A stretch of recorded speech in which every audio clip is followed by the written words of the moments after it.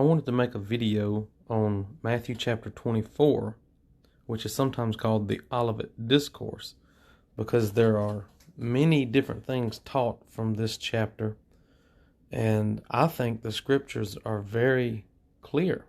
Matthew chapter 24 really doesn't leave any room for all these different doctrines. And I can understand why some people think it doesn't mean what it says, and we'll get into that. But I think it does mean what it says. I think it's plain. There's one critical component I think that people are not aware of that makes it much easier to understand. So, verse by verse, I'm actually not going verse by verse. I'm going to summarize and paraphrase a little bit. So I hope you will indulge me, because I want to keep the video short and succinct as much as I can. So verses 1 and 2, the disciples looked at the Jewish temple and they marveled at the temple. And Jesus said, "Assuredly I tell you, not one stone will be left on another that is not thrown down." This clearly indicated that the Jewish temple was destined to be utterly destroyed. So in verse 3, the disciples naturally asked when the temple would be destroyed and would there be any signs before it happened. Now it's interesting that they referred to the event as Jesus' coming and the end of the age. They said, when are these things going to happen? And what are the signs of your coming and the end of the age? Now, Jesus said the temple is going to be destroyed. And the disciples said, when is that going to happen? And will there be any signs before it happens? But yet they didn't say it. They said, what are the signs of your coming? So they knew that Jesus was going to be the one to come and destroy the temple, so that no stone was left on another, and that would signify the end of the Jewish age. Now, some people assume that the end here means the end of all life on earth, but that's not what they're talking about. They're talking about the destruction of Jerusalem and the Jewish temple and the end of the Jewish age. They're not talking about the end of all life on earth. It's clearly in response to the Jewish temple. So verses 4 through 14, I summarize them here. Jesus tells them that there will be wars and rumors of wars. There will be deceivers and liars. Nations will rise against nations. There will be famines, pestilence, and earthquake. But this is the beginning of sorrows, Jesus says. Jesus goes on to say, there will be tribulation and murder and betrayal and hatred. But when the gospel is preached to all nations, then the end will come. And this will be the end of the Jewish age and the end of the Jewish temple, in accordance with the disciples' question back in verse 1. Or verse 2, I guess. So Jesus says there's going to be a lot of bad things happen. People are going to act ugly. There's going to be wars. People are going to be killed. And he says, but that's not the end of things. He says, what's going to mark the end is after the gospel is spread to all nations. So the only delay here was for the purpose of spreading the gospel message. So verses 15 through 26, Jesus says, when they saw the abomination of desolation spoken of by Daniel the prophet. Now I put this picture in here to indicate my speculation. I don't know what the abomination of desolation was, but I think it might have been a Roman Caesar's statue placed inside the Jewish temple. That would certainly be an abomination that causes desolation. So that would be the last straw, so to speak. Whenever Caesar I think Caligula did it, but I'm not sure. But whenever a Caesar is so arrogant to think that he can put a statue of himself inside God's temple, it's time to destroy it. So Jesus references Daniel, and so you go back and look at what Daniel said. I believe it's mentioned a few different times, but in Daniel 12 specifically, if you want to focus in on that, about the abomination of desolation. He said, then when you see the abomination of desolation, you should flee to the mountains as quickly as possible. Jesus said, don't even grab a shirt from your house. If you're up on the roof working and you don't have a shirt on, then don't even go grab a shirt out of your house, because the destruction is coming so quickly that you will die if you delay getting out of town. So he says, run to the mountains, flee to the mountains. Don't even grab a shirt. And he says, woe for pregnant women and nursing women, and pray that it won't be in the winter or on the Sabbath day. He says, just run as fast as you can for safety. This is imminent physical destruction and earthly war in Jerusalem. And I guess I'm being a little facetious here and say it's not the sky bus coming to take Christians to heaven. That's something that you would enjoy. If Jesus comes driving his chariot or bus to the bus station so that we can all get on the bus and fly off to heaven, that would be a great thing. But what Jesus is talking about is physical destruction in Jerusalem. And he says, when you see that abomination of desolation, you better immediately get out of town, because fire and destruction is imminent. So this is not a pleasant day. This is a day of destruction on earth. Verses 29 to 31. And Jesus said, immediately after those days, immediately after that destruction in Jerusalem from the abomination of desolation, immediately after that, the sun and moon and stars will go dark, and everyone will see in the clouds Jesus with his angels in great power and glory. Now, this is where people make a critical error. When Jesus says immediately after those days, some people still claim that we are waiting for this to happen, simply because they don't believe that Jesus ever appeared in the clouds to bring judgment. But I was shocked to find this at revelationrevolution.org. There's a article that explains firsthand eyewitness accounts of visibly seeing Jesus and his angels in a fiery cloud in 66 AD.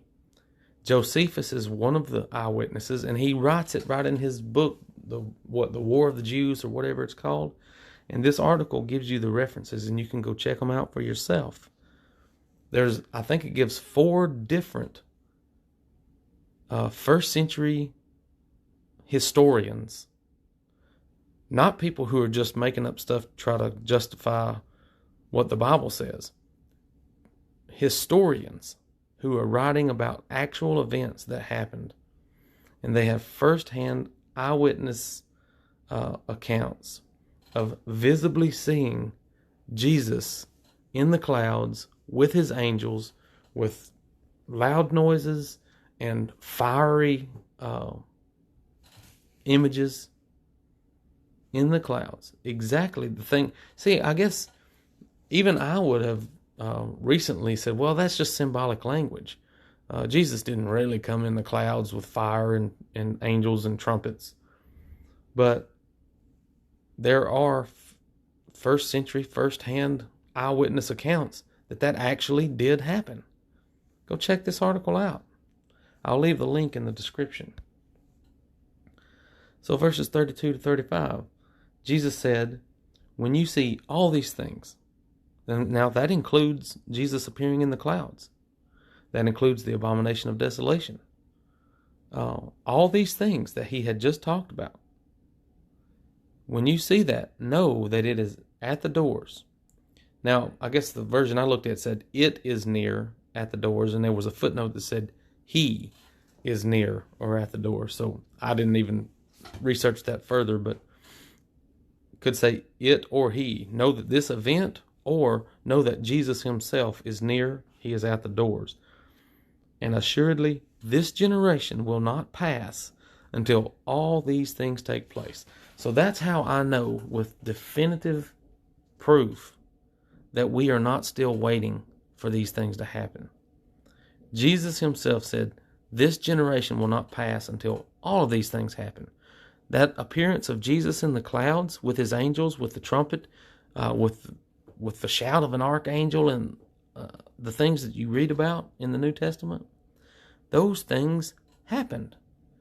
Jesus promised that they would happen during that generation who heard his voice, his lifetime, and they did. And I'm going to make another video pointing out other scriptural references to these things happening before the people standing here died. Jesus said, there are some standing here who will not taste death till they see the Son of Man coming with power and great glory in the clouds. So this event that most people seem to be expecting to see Jesus coming in the clouds in our future is actually something that happened in the first century. Now, I don't want that to destroy your faith or anything. It should say, you know what, that makes sense. Now let me ask my follow-up questions. Let me study a little bit more and see how I've been confused or taught the wrong thing in the past. And let me see what I should now start to think. So it should spark interest in Bible study. And we all know that people teach different things in every church. And they're all looking at the same Bible and they're teaching different things. It's because people are confused and they teach their own perspectives and their own understanding. But you can study and find out the truth. And here we know that Matthew chapter 24 is talking about events of the first century. And we know that those things, that everything in Matthew chapter 24 happened in the first century. So point number 2, Jesus clearly promised that he would come to destroy Jerusalem and the temple and bring an end to the Jewish age during the lifetime of some of those who heard his voice in the first century. There is absolutely no reason to think anything in this chapter is referring to anything yet in our future, as so many people feel compelled to do. Jesus was talking about the destruction of Jerusalem, the Jewish temple, and the official end of the Jewish age, which was completed in the first century. It was completed in that generation, and it was completed by 70 AD, during the lifetime of some of the people who heard Jesus' voice. So I don't want to leave out the end of the chapter. I think it's just additional details about the same thing that it's been talking about the whole chapter. Jesus goes on to say that you don't know the day or the hour when it will happen, when these things will happen, when I will come again with my angels in the clouds to bring judgment on Jerusalem, on the Jewish nation, and to destroy the temple. You don't know when that's going to happen. You don't know which ones of you will die and which ones of you will live. That little part about there'll be 2 in the field, 1 will be taken and 1 will be left. Some people are going to die. I think that's the ones that are taken. And those that are left will be the ones that live through this physical, earthly war. And it also makes mention of that if those days were not shortened, then all flesh would have died. But for the sake of the elect, those days were shortened. Those who believe in what is called the rapture, where good people are sucked into the sky while bad people suffer on earth, are also confused about what this passage is teaching.